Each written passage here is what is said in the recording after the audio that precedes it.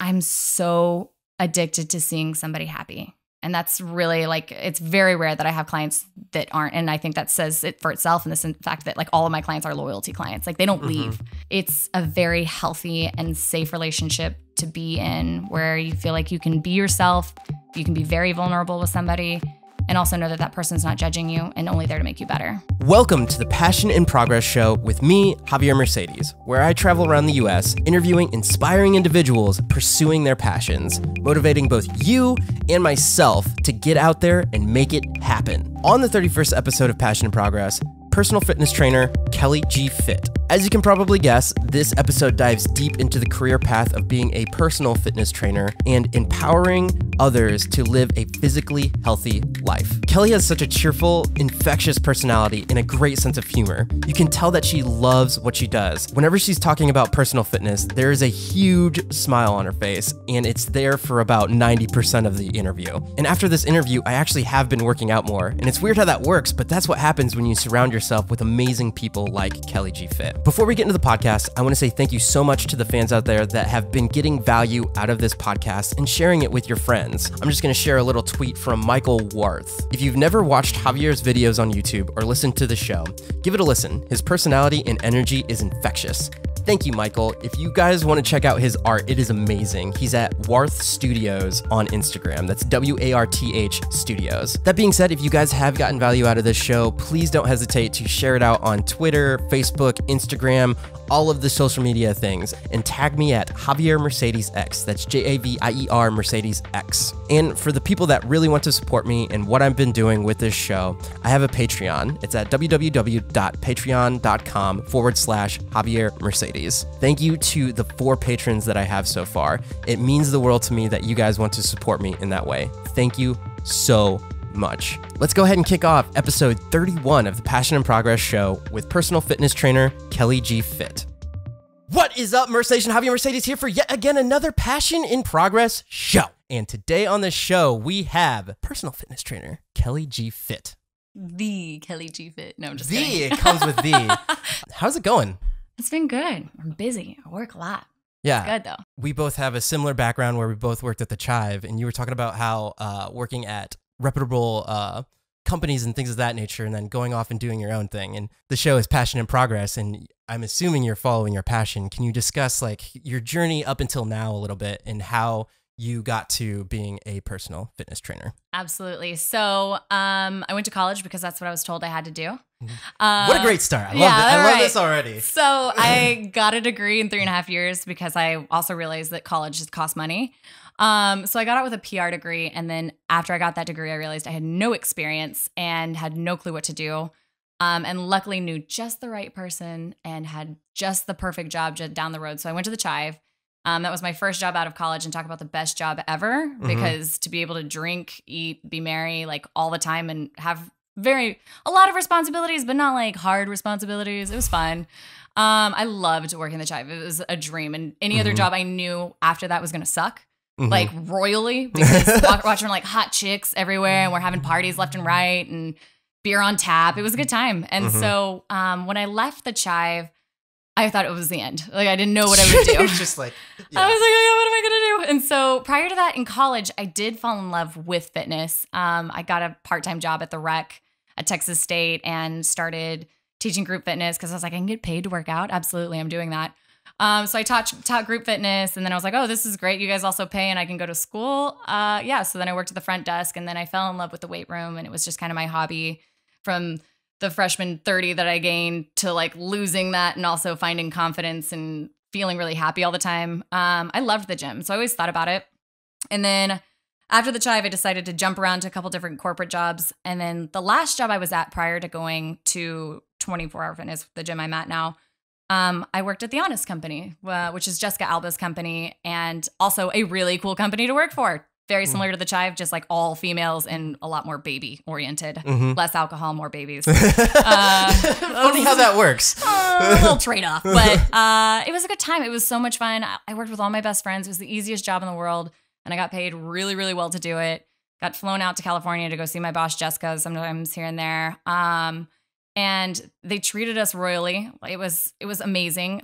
I was in customer service with every intention of going up in the company, but I wasn't happy. Like I was like, why is it that I have these really cool companies that I've worked for, but I just had no sense of self, no sense of purpose. And in the back of my mind, I was just like, one day I'll be a personal trainer. Like when I have nothing else to do, and I can't that figure never out happens. No, it never does. And so I never got my certification. And then after working there for about 2 years, I was like, okay, I think I'm just going to quit the job and go get a certification and just get a job at like a corporate gym. And then maybe I'll be my own personal trainer. But I'm in love with working in the corporate field. Like I love it. I don't have to go scout out my clients. I don't have to pay for my own gym. I don't have to do my taxes and all that other stuff. Like I've got all of that handed there for me. I have an amazing boss.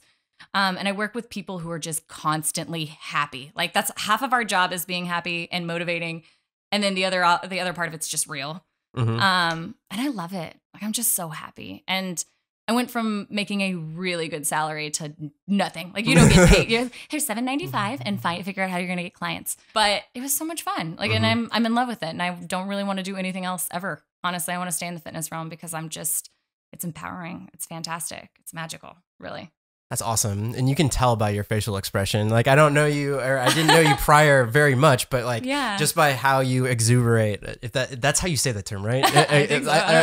How your facial expression is when you're talking about it, you can see how happy you are about talking about, I guess, motivating people in their health. How many clients do you have on a day, or does it fluctuate from day to day? And just how, I guess, empowering individuals, how is that for you? Yeah. So I am overly booked. I work myself to the bone, but not in a sense that I feel drained. It's not till about 8 p.m. that I'm like, mother of God, what am I doing? But I work from about 6 a.m. to 2 or 3 p.m. every day, Saturdays included. Sometimes, more often than not, I work 3 to 5 sessions on a Saturday, only Sunday and a half off. But I don't mind it. Like I love it. And half of my rationalization is like, well, I'm going to work out anyways. So I might as well go to work first. I guess. I don't know. But I have a lot of clients, and I only train one client. And I do some Group X classes. Right now I teach a circuit training class, which still gives me kind of my fix for like group exercise. And that was how I got some of my clients, was just getting a chance to see how terribly everybody moves in a group exercise class and then ask them to come to me. That's an interesting. Can we dive into that? Yeah. So can you give a definition of what circuit training is? So circuit training, essentially, I set up 10 stations. They're intervals of time. And so whether it be battle ropes or some kind of dumbbells or ladder drills, something kind of a little bit different, a little higher intensity, combining strength and cardio. You're interacting with so many people. And I feel like when you're doing a specific task, one, you get really good at it by repetition, but two, if you know how to teach people how to do it, then it becomes a whole nother layer of like, oh, I can become an expert at doing a specific thing. Can you talk about how, when you are teaching people, how that like helps you become a better fitness person just in general? Yeah. That was actually something I thrived off of at my prior job. I was an upsell and like employee trainer at the Honest Company for like how to make big commissions. And so the more I talked about it, the better I became as a commission-based employee. But same thing with training is that, you know, like the beauty of the personal training is getting that one-on-one literally hands-on experience, like adjusting and manipulating somebody to understand the way their body should feel in a movement. But oftentimes it's like you hear somebody in a lunge like, oh, my knees hurt when I do squats, or my knees hurt when I do lunges, or I can't do push-ups because my wrists hurt. Everybody's got some kind of ailment. Like if there's something that hurts when you do something, you're not any different than anybody else. So putting people in a big group setting and throwing a timer at them and saying, go as fast as you can, you watch everybody's form go to shit just really fast. Yeah. So it's beautiful to be able to take the mic off and say, hey, try this instead, or just check in on somebody and say, hey, how does that feel? Let me give you a different option if that is hurting your wrist. And then also being able to pull people aside and show them the means of fixing it one-on-one, and then I can turn around, put them back in class, and they're like, oh, everything feels better now. You know, I went into personal training thinking that I'm going to make everybody sexy. Like, that's what I thought it was. I was like, everybody's going to be sexy and empowered, and we're just going to have J-Los everywhere. Just big asses, small waists, decent faces. Realistically, it turned into, I was like, oh, no. The beauty of my job is not how sexy everybody is, but like how good everybody feels. Like my favorite clients are my 67-year-old clients who something hurt when we started, and then we get 2 weeks in, they're like, this is the first time in 4 years my back hasn't hurt.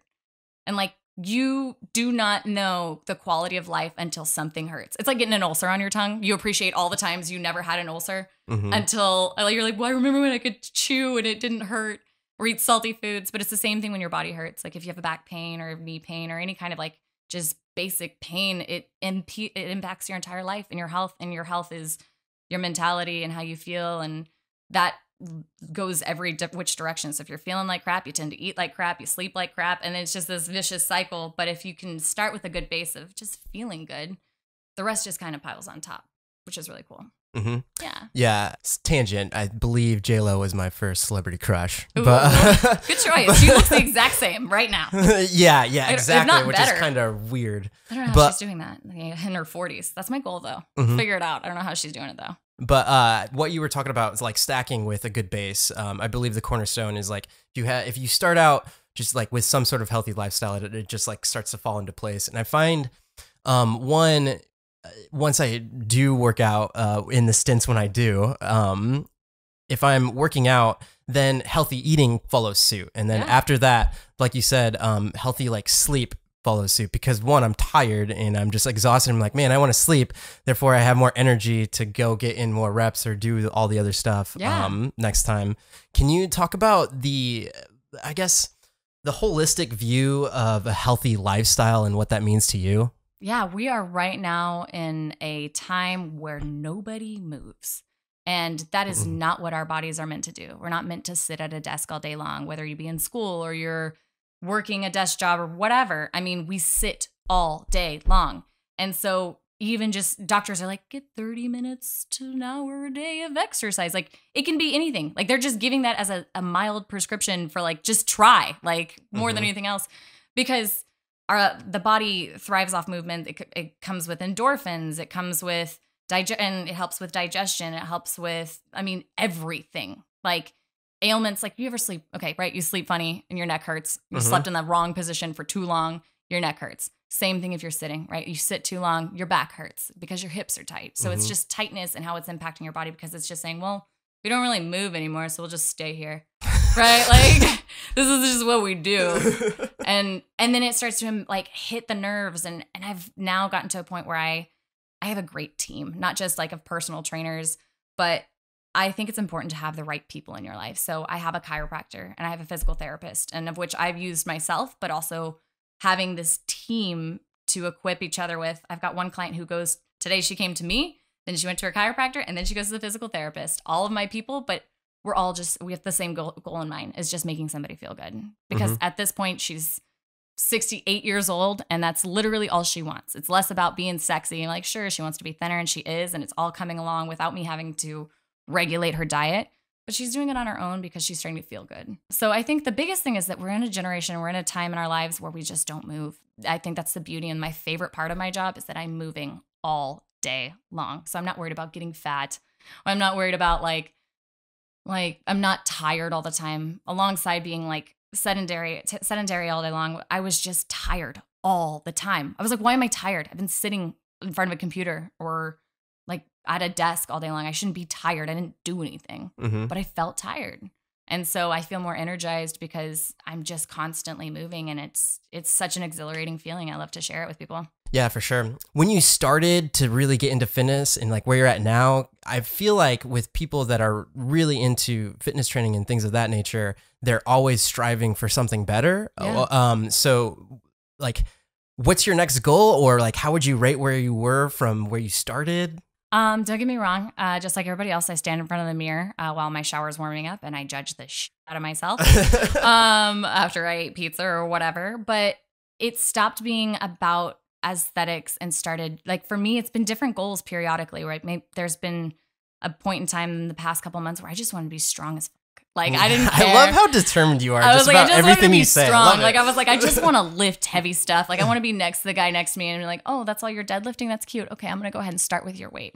But it was just like that. And like, just, I want to be better than everybody else. I don't know, in one way or another. Especially growing up, I was hooked on the scale. Like, I weighed over 100 pounds since I was in 4th grade, which was completely tearing me apart. But I was also a foot taller than everybody else. Now I go back and look at pictures. I'm like, well, I was just a big kid. And I like plateaued in 8th grade. But I mean, like it was always like chasing numbers on the scale, and my body fat, like the cool thing about for me is it stopped being about like what that scale says and started being about what my body fat percentage is. And so, you know, being able to actually test and check my body fat percentage gives me a little more peace of mind as to what my true health is, because I'm a heavy person. Javier, how much do you think I weigh?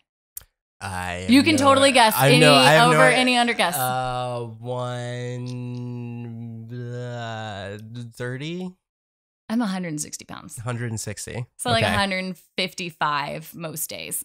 Like it fluctuates, right? I was gonna say I'm a horrible person. Like, oh God, I'm gonna just go low. Well, right? no, actually, I'm just like a horrible person at like guesstimating that kind of stuff. Dudes either. Guys are like, how much do I weigh? I'm like, I don't know, like 180. And they're like, I'm like 205. And I'm like, what? I don't know. It's whatever. Yeah. But like muscle's dense, and like having a lot of muscle, like it does, yes, burn more calories, like while resting. Like your body literally needs to repair the muscle fibers while you're not doing anything. So that works to my advantage as well.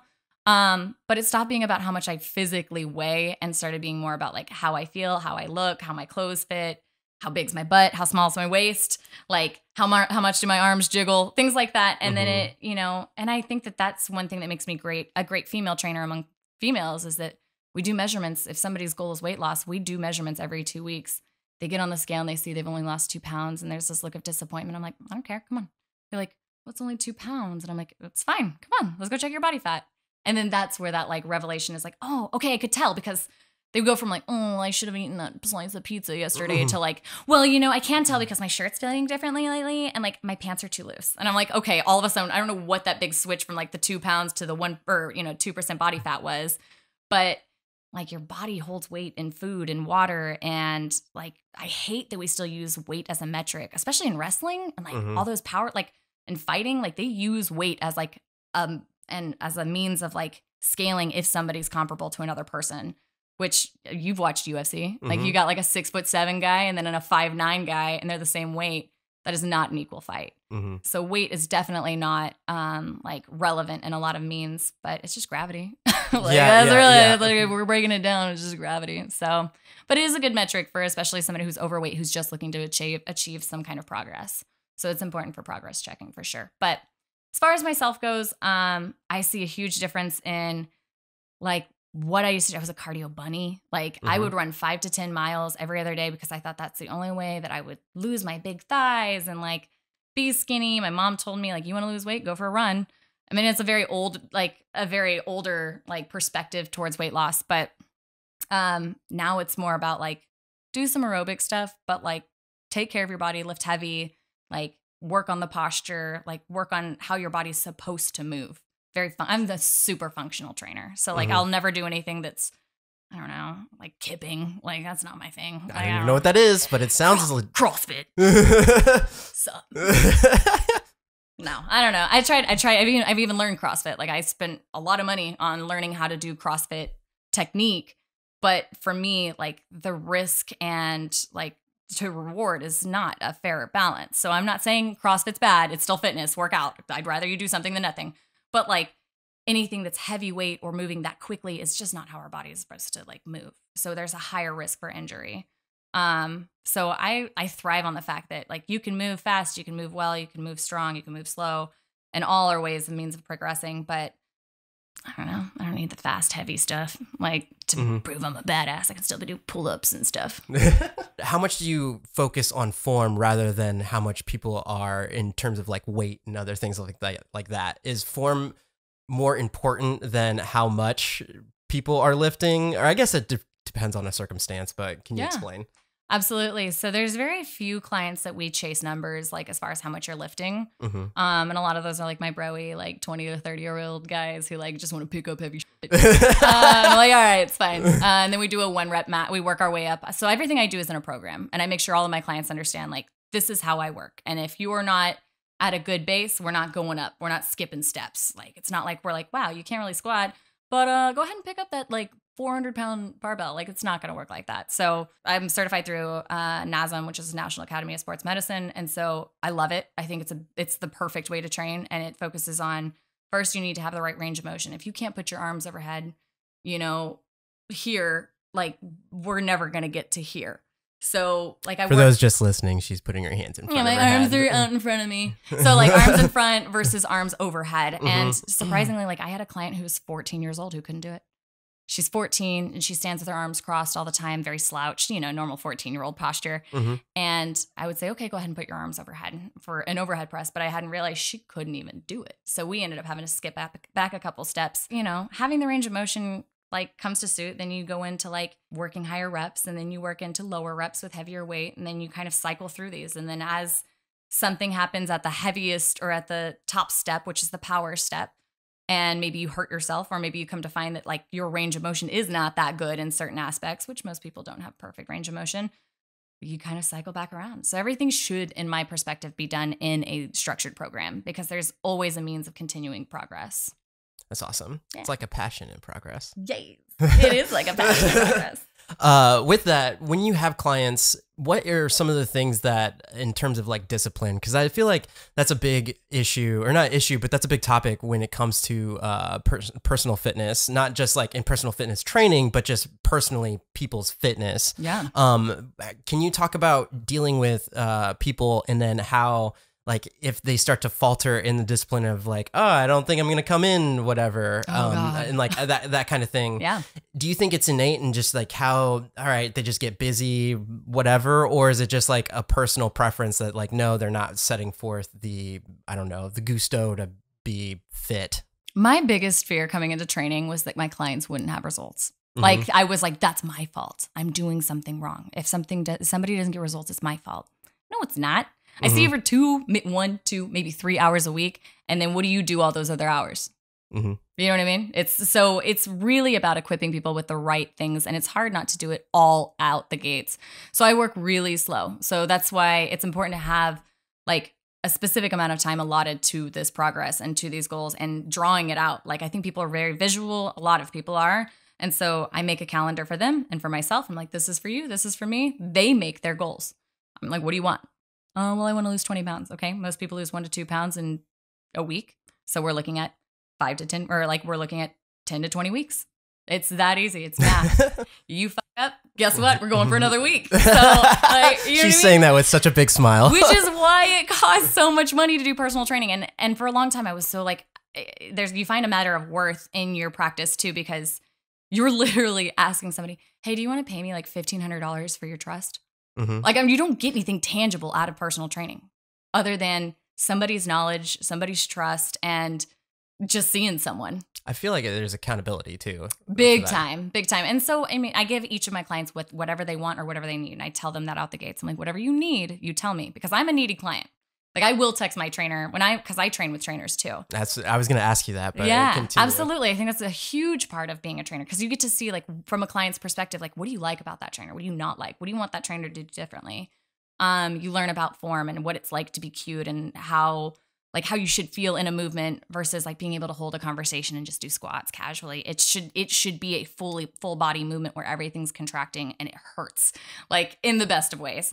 So I think it's really important to continue your education by being a client and being and working under another trainer, ideally a good one. But I've worked with good and bad trainers, just so I know like what not to do. But I work in steps. So like typically if the goal is weight loss, the first thing I say is, here's an app.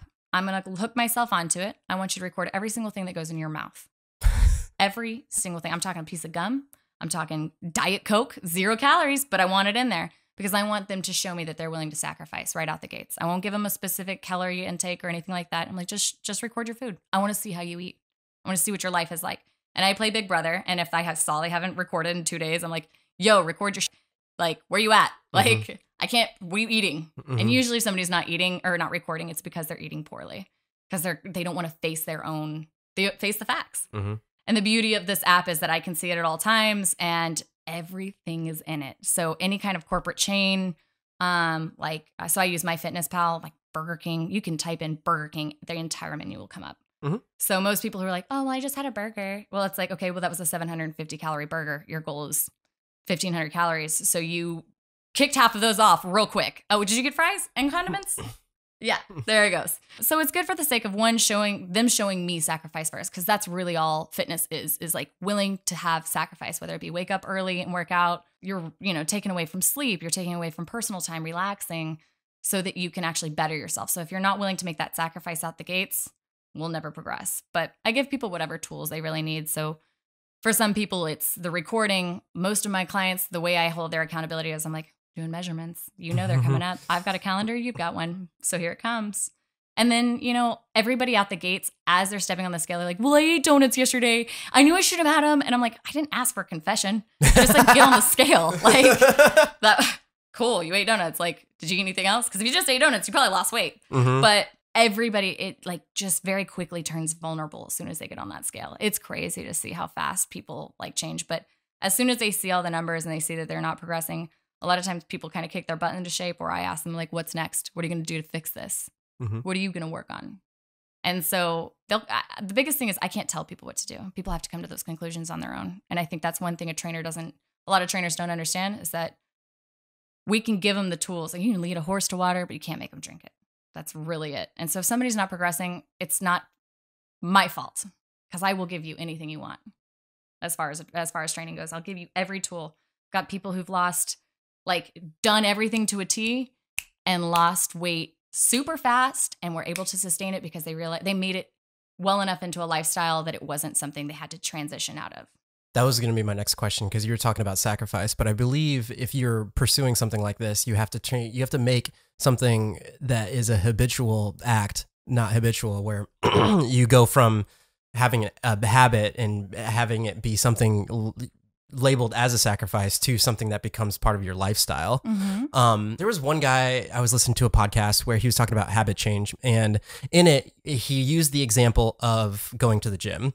And with some people, and I love this example because you talked about going slow. And for this one, he was like, for some people, you know what? It's just the act of putting your shoes on. Just do a straight week of putting the shoes on, and then you don't have to do anything, but just start putting the shoes on. It only took you 30 seconds, then step up from there. Just go to the gym itself, because you have to think about, oh, did I grab my water bottle? Do they have water there? If you don't have your water bottle and then you're going to the gym, then you're like, I forgot my water bottle. Guess I won't go today. No, the headphones, because we all know what it's like not to have the headphones. Yes. You're like, no, I can't go in. People are going to know. What am I going to do? Or I'm not going to have as intense of a workout, or all that kind of stuff, Or I forgot my phone. I'm not going to be able to record my stuff. So in hearing that, I was like, oh my gosh, it's so true. So if you say you go to work, then you go to the gym, and then you go home and but you keep repeating it, and then after a little bit, you start adding in all of the other stuff. It's like, all right, so let's start doing the reps. And by that time, their habits have become something a part of their lifestyle, where I thought that was pretty interesting. With that, do you encounter kind of something to that nature? And with the people that you're working with, you said they're in programs. So is it a set amount of time, or is it just indefinite? A lot of my clients, I'm super excited about it. Actually, I know I look but a lot of my clients are long-term, and they're on a loyalty program. So they basically stay with me forever until they tell me they don't want to be with me anymore, which is great. Yeah. I hate getting new clients. It sucks, but I do love meeting new people. So essentially, it's tackling those habits more than anything else. If they're coming in to see me, I've already asked them how many days they're going to come in on their own, and they've decided that. Now, the people who aren't willing to come in on their own, we're already having a problem. If you think you're only going to come and work out with me one day a week and we're going to hit results, yeah, you're wrong. Because ideally, I do, but I want people to be able to feel confident in the gym, because I remember the first time I went in the gym and people looking at me like I'm fat. I don't know what I'm doing. I'm just going to get on the treadmill. And you can look at anybody on their treadmills and or ellipticals, it's because they don't know how to use any of the other equipment, because they're either comfortable in that routine, mm-hmm. or they're too scared to do anything else, mm-hmm. and look stupid. Nobody's looking at each other. They're just not. Trainers are looking at you and they're like, should I talk to you? And then we're thinking, no, I don't want to talk to you because you don't want to talk to me. And then we walk away. As far as the habits go, it's things like women, oftentimes a bottle of wine, right? Mm-hmm. Oh, sometimes after work, I just have a glass of wine. That's the most common one I hear. Or on the weekends, oh, well, I socialize with my friends. I usually drink. Well, yeah, as adults, that's how we socialize. How do we break that habit? How do we find a way to still socialize and be normal, but not have to do it in a way that impacts our health? So, sometimes I'm like, okay, here, how about this? How about we just change what you're drinking. So rather than drinking your Hefeweizen, how about you drink like a Michelob Ultra? Like shave yourself some calories, like, or just be really strategic. If you know you're going out, which most people do, be very strategic with your calories in the morning and in the day, and then indulge a little bit more. So I always plan for a cheat meal, and I oftentimes don't give people strict diets. I say, here's your caloric intake. You do whatever you want in that. If you want to eat one Whataburger meal a day and it's 1,500 calories, ta-da, there you go. That's your 1,500 calories. But if you want to like learn how to enjoy your entire day with food, because I love food, like play with it, like make a game out of it. A lot of people, including myself, I don't like recording my calories. So I've just gotten in a good habit of like pulling out things that I don't need. And I don't taste cheese on burgers. So sometimes I just don't get the cheese. I don't love the way I feel after pasta. So I try and opt out of pasta options. If my friends are going to like Olive Garden, I'm like, can we go to like this place instead? And I'll make a suggestion. What about you used Olive Garden as the? I was like, I don't know why Olive Garden. I've not been there in so many years. That's where Dad took us for all of our birthdays. Really lame birthday place. Yep. That and Red Lobster. Yep. I mean, it's just finding ways to still live and exist without feeling like you have no life. Because that's not how fitness should be. You shouldn't be sacrificing your entire life for the sake of trying to look or feel a certain way. It should be like these two go hand in hand. Too much of anything's a bad thing. Too much working out's a bad thing. Too much not working out's a bad thing. For a lot of people, I'm just trying to find how do we make it easier and something sustainable. So a lot of people were like, okay, well, I'm going to try keto. And I'm like, okay, do you like French fries? Cool, those are out. Do you like alcohol? That's out. Do you like bread? That's out. Is that something you can sustain long term for the rest of your life? It's not in perpetuity. Like forever. So if it's not, then I'm like, then maybe it's not the choice for you. If you don't like bread and you don't like the way it makes you feel and you don't like French fries, like, or alcohol, cool. Maybe you could be keto or paleo forever. But I like that stuff, so I can't advocate for it. So I feel like keto's the new buzz thing right now. Yeah. Fitness word of the year. Yeah. Can you actually dive into that? Because I feel like there's like because paleo, I believe, was the one before that, but you have to be so in tune to what all of the gym lingo is right now. Oh, yeah. I'm trying to think what the newest one is. It might still be keto. I feel like keto, my dad. Well, I love how I'm so behind the curve. Like it's not even keto anymore. My parents are doing keto now, which the worst is when my dad goes to like my sister, who really doesn't have her health and fitness together at all, goes to her for like health advice. I'm like, what is this? This isn't fair. But so keto is a high fat diet. So your body digests like calories in different macros. So you'll hear the phrase macros all the time, right? So you've got your proteins, your fats, and your carbs. So almost every single food has all of those. Like meat, like you have like pork, which is a fattier meat. Chicken, it's a leaner meat. It's just higher protein. So essentially your body digests these differently. Carbs is going to be your body's first source of energy. The second source it's going to use is protein. And then the last source is going to be fat. So what you're doing is you're altering your body's complete like process realistically. And you're saying, okay, well, if I take out carbs, it's not going to use that for energy. And they have this thing called a keto flu, which for about a week, your body is going through an altering process. You feel like hell. Like some people could like throw up. Some people are just so lethargic and have headaches and feel terrible. If you can make it through the keto, not fun. No, right? That's what I'm saying. Like if you want to do it. Why do people do this? But you can't have sugar. So no sugar and very, very low carbs. There's specific macros for those for like what percentage you're supposed to take in. So I think it's about 70% of your diet, 70 to 80% of your diet should be fat. I think it's about 10 to 15 should be protein. And then about 5 is carbs. So carbs are also vegetables, which is why I have a hard time comprehending this diet, is that you're telling me salami and cheese are healthier than eating broccoli, which to me, I'm like, what? Yeah. It's like Atkins part 2 to me. Yeah. You know going back even before paleo. Yeah. But keto is now Atkins, or Atkins is keto, but it's basically, you're trying to undo what your body naturally does. It's taking and it works. Like for somebody like my dad, who's got Alzheimer's, I do a lot of research on this stuff too. I'm constantly researching. Alzheimer's runs in our bloodline. For somebody like him, high fat is good for cognitive function. So that's why they recommend like fish oils, and eating fish is good for you because that fat content helps like lubricate the brain, and it's really good for cognitive function. Is it the kind of fat that is? But there are different kinds of fat. Yeah, that's what I was going to like high fat, but like fish sounds good. There's different kinds, right? So you've got your trans fats, your monosaturated, all those things, saturated, unsaturated. I love this. All of these different kinds. Anyways, I'm going to shorten it up. My boyfriend's in chemistry right now. He literally drew out what a trans fat is, and it is a chemically designed fat that your body has no idea how to process. Like your body can break down everything except for trans fats. It doesn't know how to because of the way it's assembled. So like there's so many different fats and different kinds of things, but it's understanding like what's a good fat versus a bad fat, like avocado versus bacon. I don't know. You know what I mean? Fats aren't a bad thing, but oftentimes for me, I typically go on the end with my clients of reducing fats because for 1 gram of fat, it's 9 calories.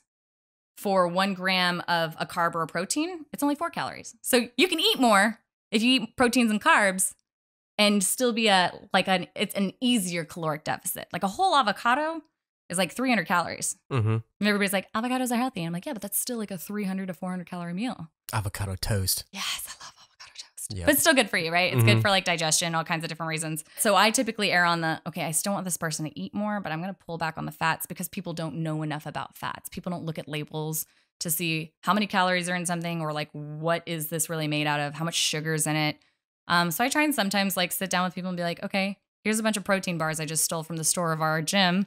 What do these look healthy to you? And people usually pick the one that's green or says protein in the biggest one. Is it like reflective too? It probably is. Oh yeah. And it's like one of them's like a bag of chips and they're like, well, and it's oftentimes like somebody who's like on keto. They're like, well, all these sugary ones look really good. And I'm like, yeah, because you can't eat sugar right now, keto. So yeah. So I mean, like for me, I want to educate people more than anything else on like how your body feels. Sometimes I'm like, go eat pasta. Tell me how you feel after. Like, what do you feel like? Like, are you lethargic? Like, it's like that basket of rolls that you have at the Italian restaurant.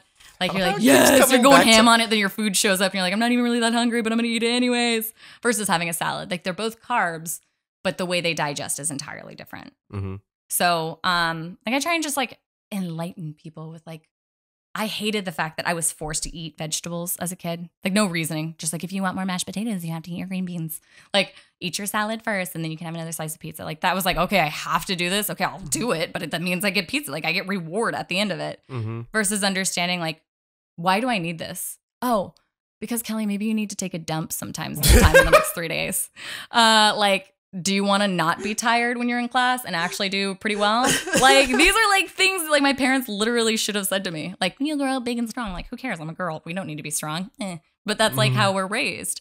And so I love it now, like how the world's making such a change. Like the verbiage towards children, especially girls, is like we don't use skinny and fat towards kids. I see it a lot with people is they're like, you're so strong. Like you're strong. Like using the right verbs and like adjectives and things like that. Like to describe who we are and how we feel and like versus skinny or fat, which is still an ongoing battle, especially with my generation. Completely agree. The daycare where I pick my son up, I also take another kid carpooling home and he's a little bit older and now he's asking questions about everything. And there's a spaghetti junction on, or just what like is a whole spaghetti well, no, junction? as in like it's a term from Atlanta. If people listening from Atlanta will know, it's when all of the on-ramps are just like above you. And he's like, I want to go up the hill. I want to go up the hill of the on-ramp. Yeah. And if nobody's ever been to Texas, there's like just a whole bunch of places where there's just so many on-ramps. But when he's talking about going up the hill, he's like, can't we go up the hill? And I was like, no, not today, maybe tomorrow. But it's like, if we took that exit, it would be so long. And then one day I finally said, oh, I should probably explain why we're not going up the hill. And I was like, well, if we went that way, it's rush hour. And I like went into depth of like, well, we would go out all the way over here and then we wouldn't get home on time. And then he was like, oh, okay. We just want explanations. I was a why kid.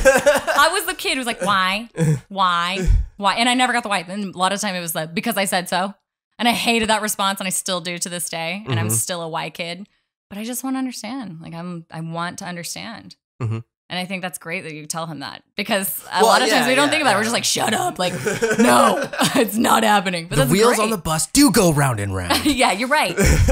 Speaking of why, I know you've kind of like talked about it a little bit, but why do you do what you do? When I was in between jobs, I had to do a lot of self-assessment. I was in between boyfriends and jobs. Like what a dark time in life. But no, I was just kind of like who am I? Like what am I doing? Like why do I matter? I don't really. But like what do I like? Like what makes me genuinely happy? Like about, especially like I think I counted 16 or 17 jobs in my life and I'm 26 years old. Like, thanks, Dad, for making me work at the age of 15. But it worked really well for me in the sense that I learned a lot about myself and what I like and what I don't like and how important it is to have a great boss and what it's not. But one thing I learned is how much I love to help people. Like, it was something I loved. And I like being the center of the spotlight and I like telling people what to do. There's a combination of all those things. But like, I love making people happy. Like I was troublesome in school because I used to be the class clown, but I just wanted people to laugh. Like and that was one thing I've been thinking about a lot lately is I just want to see people happy.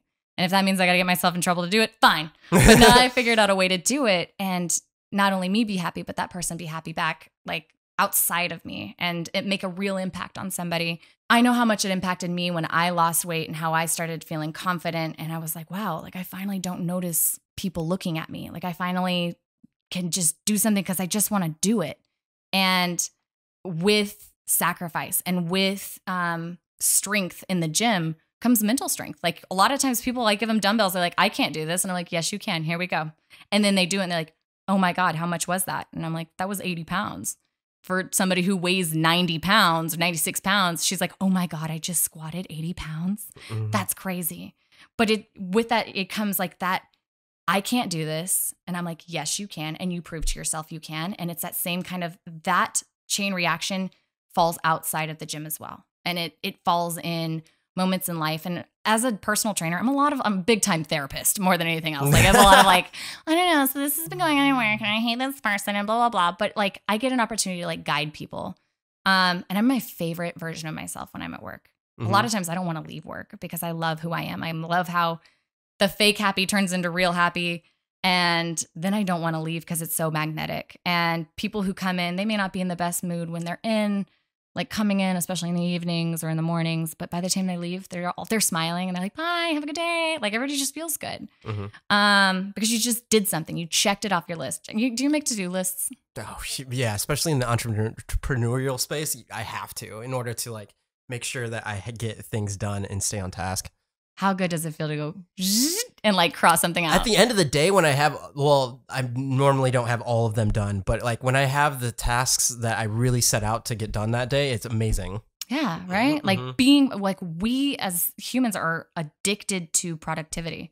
Like even though we mentally psych ourselves out and tell ourselves we don't want to, but I'm in a realm where, especially in that workplace, it's toxic and contagious for people to sit there and be so negative around each other. Where it's like, oh, I don't want to work today. Oh, I hate this. Yeah, that doesn't really. She sucks. Oh my God, I hate that bitch. She sucks. I don't want to do this. Oh my God, can you believe she did this? And then it just turns into a Gabby negative, and females can do it really hard. But I get an opportunity to be like, no, like I'm going to say the opposite of that. And I'm going to prove to you like there's a brighter side to this spectrum. And I do that in my sessions, whether it be like, you know, again, getting on the scale and seeing, oh, my weight went up by 3 pounds. Yeah, but you went down by 2% body fat.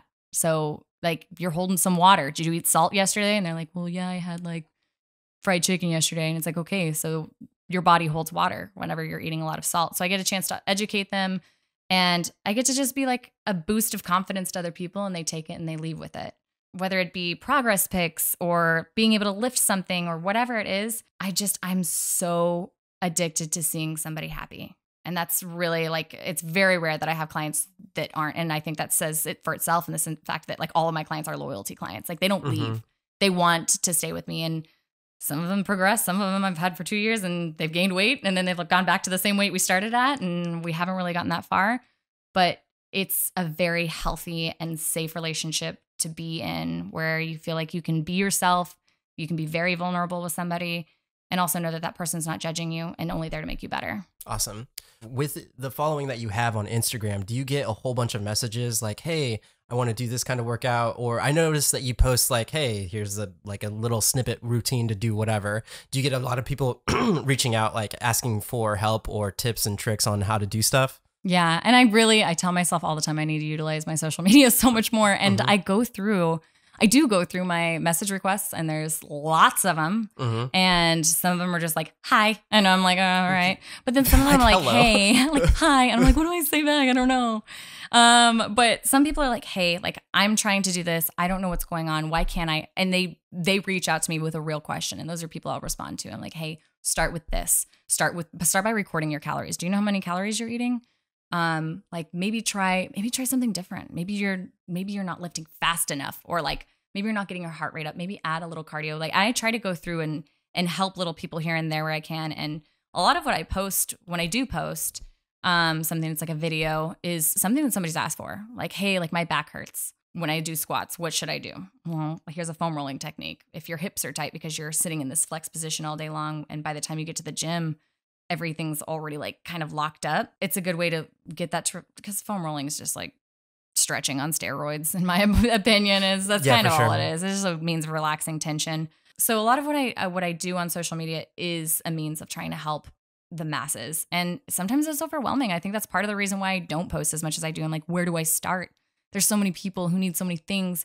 How do I help everyone? I can't help everyone. I can only help one person at a time. And that's why I love personal training. But when it comes to social media, sometimes I get overwhelmed and I don't know, like, that's when I start to hit that wall of what I don't like about myself is, what are these people thinking about me? Like, what if I'm not giving them what they want? Like, what if it's, like, what if they think I'm just being slutty in my pictures? Like, is that who I am? Like I'm overthinking everything. I do want to utilize social media as a means of helping people. And I think it's a beautiful platform. I've met so many amazing personal trainers who want to help each other, who want to get to know each other. And there's a huge network on there. Sometimes I go #Austin personal trainer just to see people I can find, and I'll go follow them.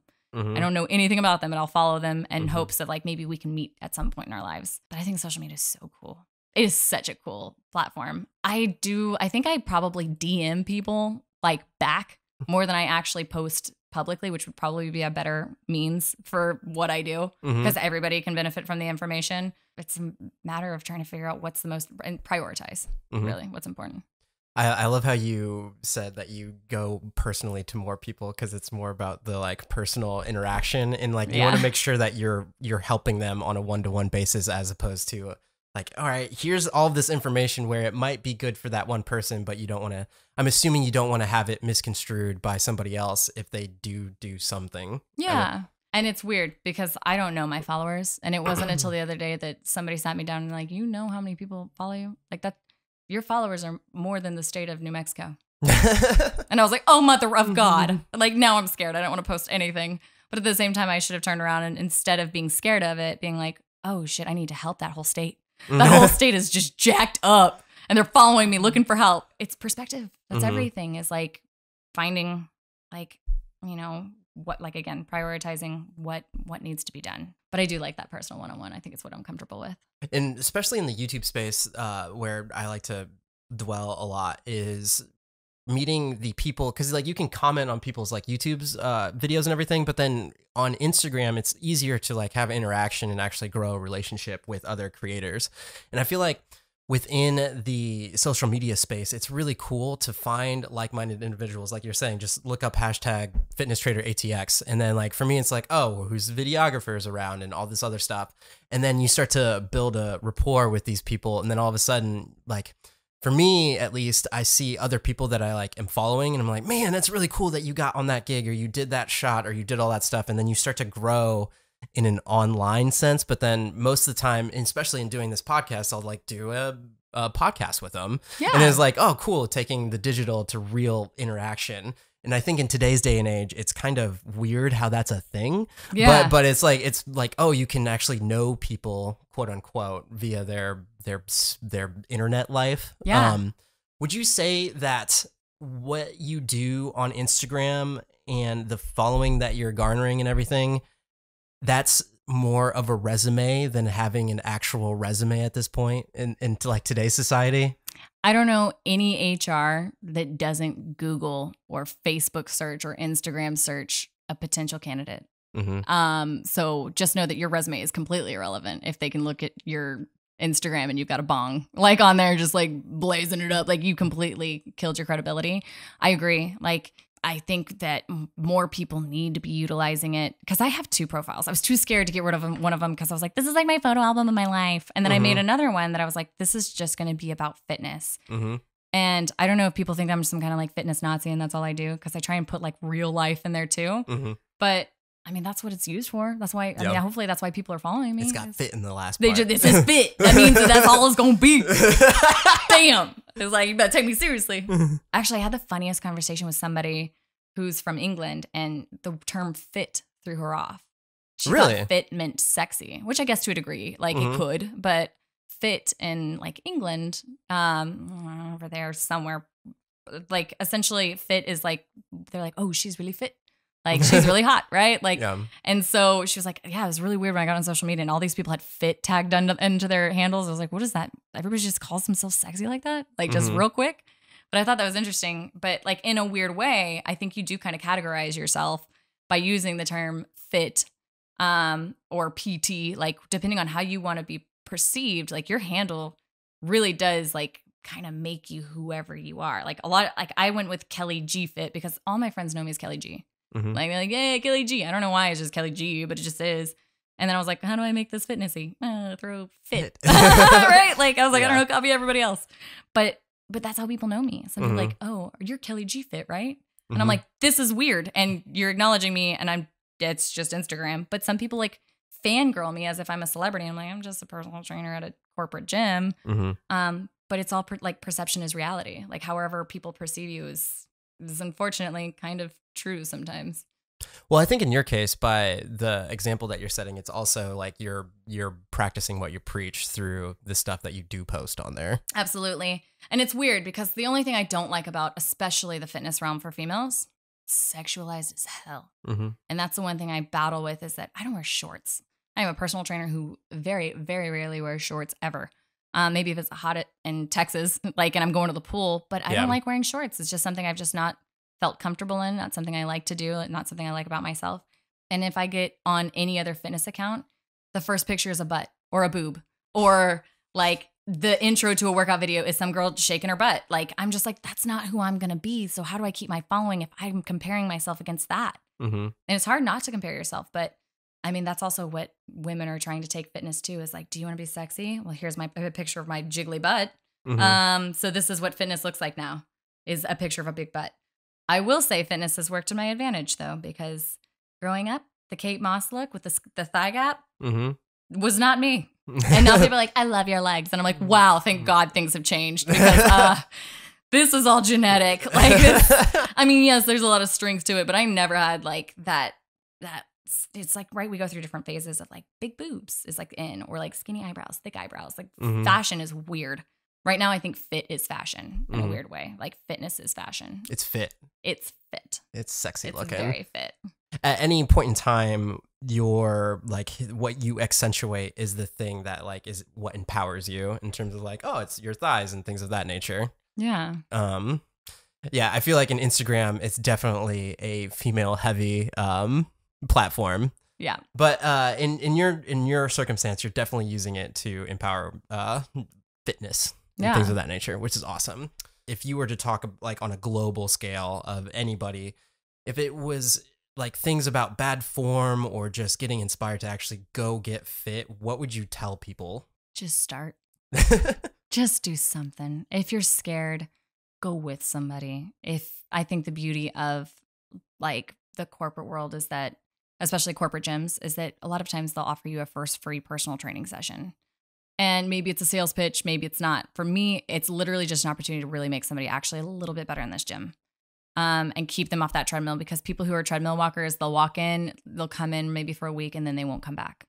And so I love how you have a term for them. They're like Walking Dead. They're walkers. Cardio bunnies. It's just something. And having a friend to go with you will make it easier. Ask for help. Personal trainers aren't there to scare you. They're literally there to help.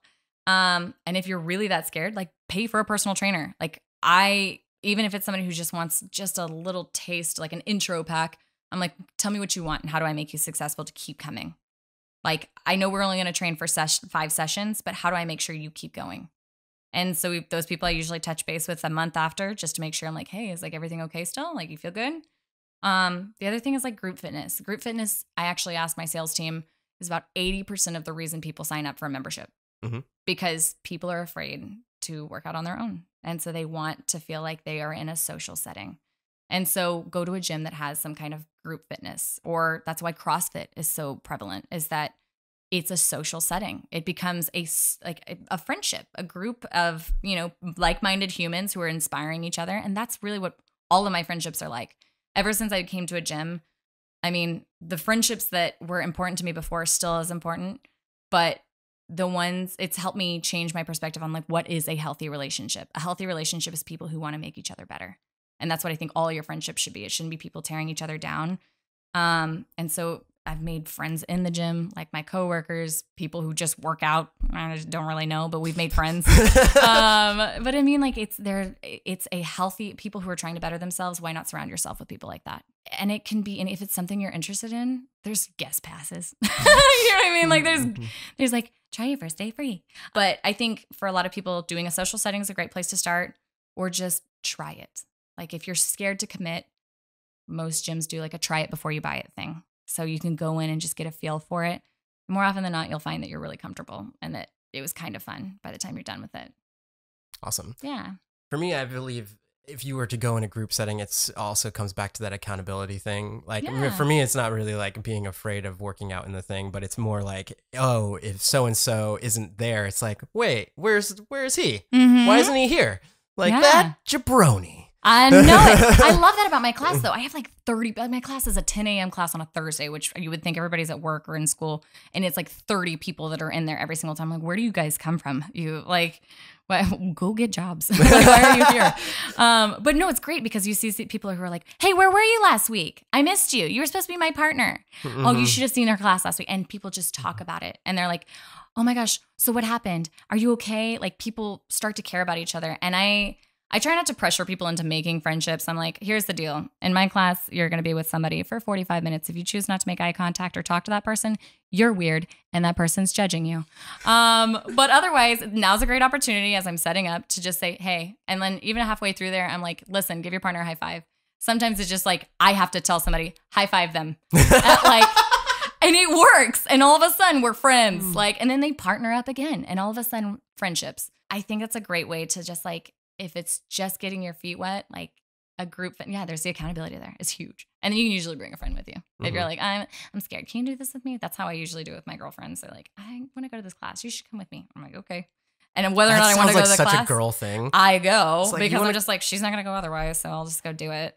Last question I always ask everybody is from, I guess, where you were at, like maybe when you got out of the 3.5 years at college or wherever to where you're at now, what advice would you give to somebody that would want to pursue what you're doing at this point in time? Oh my God. One of my favorite quotes I actually told one of my girlfriends this, who was overthinking, is first of all, stop overthinking. It's one of my favorite quotes is like, anxiety is the fear of the future. Depression is dwelling on the past, and happiness belongs in the future.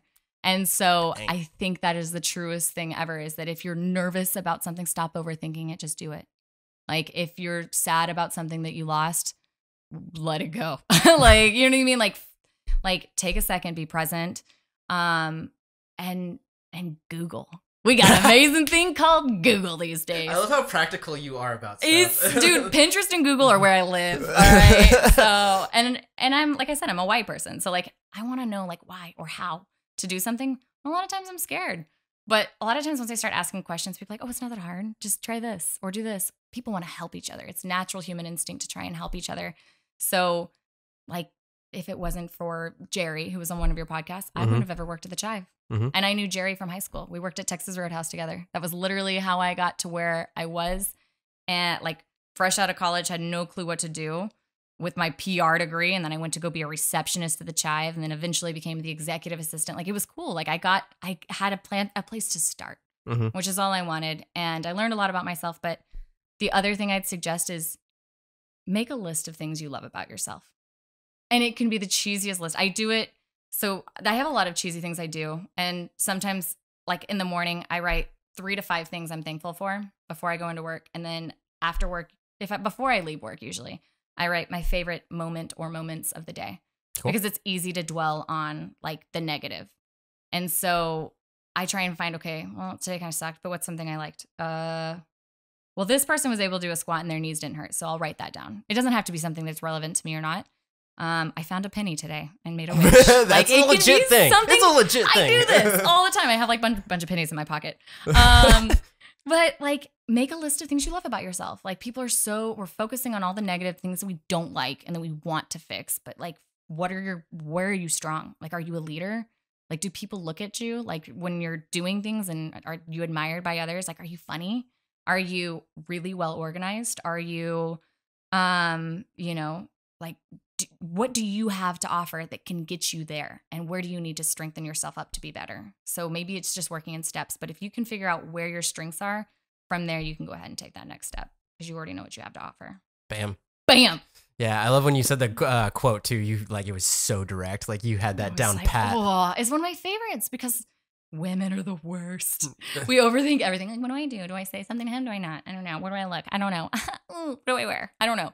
Like, I'm like, stop. Like, just, are you comfortable right now? Like, yes. Okay, let's go. Like, don't overthink it. That's literally, and people make themselves sick, like full blown sick from overthinking. When in reality, nothing's that big or important. And you made it this far in life, you're going to make it even further. So, yeah.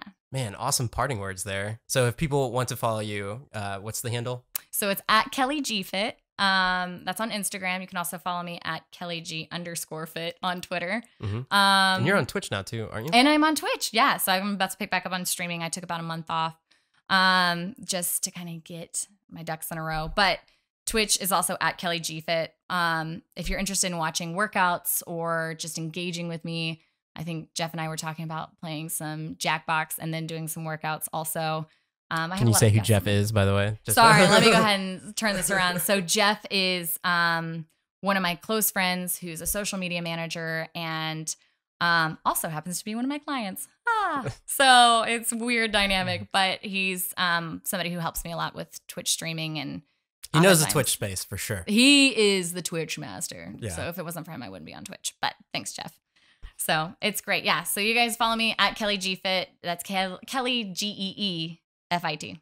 Awesome. Thank you so much. If you want to follow me, I'm at Javier Mercedes X. And if you enjoyed this podcast, you know, it'd be really cool if you pulled out your iPhone and went to the iTunes app and left a review. Yeah. That would be the greatest. Even better if it was an awesome review. All right. Thank you so much for your time. It has been a magnificent conversation, Kelly. Thank you so much, Javier. It's been great. Had fun. Awesome. Till next time, live a life of abundance, and I will see you guys on the next episode.